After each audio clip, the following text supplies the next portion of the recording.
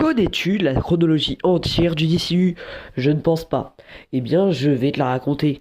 Le premier film est The Suicide Squad, réalisé par James Gunn, le réalisateur des Gardiens de la Galaxie et le co-directeur de DC. Le film mettra en scène des personnages importants de l'univers, King Shark et Peacemaker. Le film mettra en scène des événements importants de l'univers, comme la mort de Rick Flag Jr. ou encore Corto Maltese. Le film s'est donc passé à l'identique dans le DCEU et dans le DCU. Le deuxième projet de ce DCU est Peacemaker saison 1.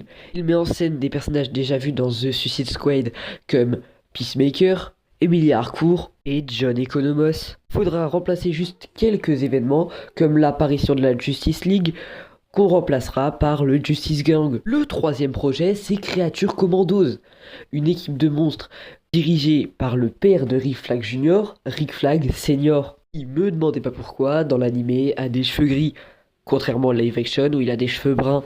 L'équipe est composée de la fiancée, Dr Phosphorus, Weasel, Nina Mazursky et Jai Robot.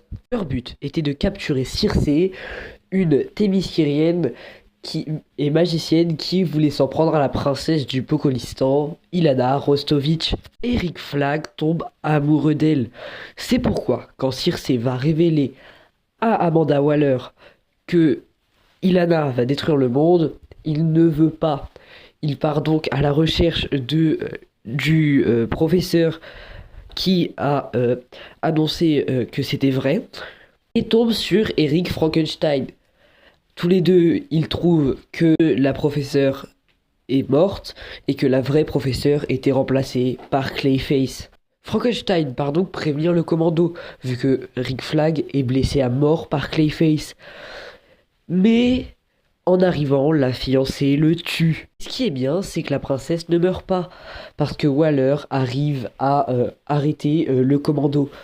Mais, quelques minutes plus tard, eh bien, la fiancée tue Ilana, parce qu'elle avait vu dans les images de surveillance que Ilana était avec Clayface. Creature Commando est renouvelée pour une saison 2 avec une nouvelle équipe qui inclura peut-être Captain Atom.